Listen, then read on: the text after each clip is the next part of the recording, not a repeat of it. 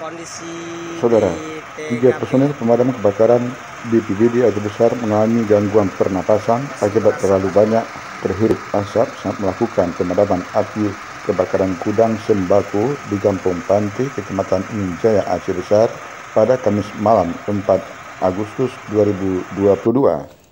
Kepala Pelaksana BPBD Aceh Besar Ridwan Jamil SOS MSI yang dihubungi membenarkan tentang ada 3 orang personel pemadam kebakaran BPBD Aceh Besar yang mengalami gangguan pernapasan saat melakukan pemadaman api kebakarnya gudang sembako milik PT Sukses Jan Makmur Abadi yang terjadi sekitar pukul 20.30 waktu Indonesia Barat. Menurutnya, ketiga personel yang mengalami gangguan pernapasan sebagai berikut: Muhizal, umur 25 tahun, dan Edi Sukma, 38 tahun, mengalami perawatan medis di Rumah Sakit Umum Daerah Dr. Zainul Abidin Banda Aceh. Sementara Farhan, 27 tahun, ditangani pemberian bantuan oksigen di lokasi kejadian. Ridwan Jamil mengatakan gudang sembako milik PT Sukses Jan Makmur Abadi yang terbakar berbentuk toko berada di sisi Jalan Nasional Banda Aceh Medan.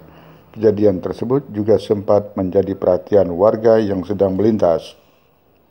Menurut keterangan petugas di lapangan, pada saat kejadian kebakaran di gudang tersebut masih ada karyawan penjaga gudang di lokasi dan api pertama terlihat dari dalam gudang yang penuh dengan barang sembako dan bahan lainnya. Ridwan Jamil mengakui setelah itu karyawan langsung meminta bantuan untuk penanganan. Untuk penyebab kejadian kebakaran tersebut sudah dalam penanganan pihak berwajib Polsek Ingin Jaya. Ia menambahkan petugas piket pemadam BPBD Aceh Besar menyikapi kejadian kebakaran itu mengerahkan sebanyak 9 unit armada pemadam kebakaran ke lokasi kejadian dan didukung oleh 30 personel pemadam kebakaran. Tim Liputan Dinamika Aceh melaporkan.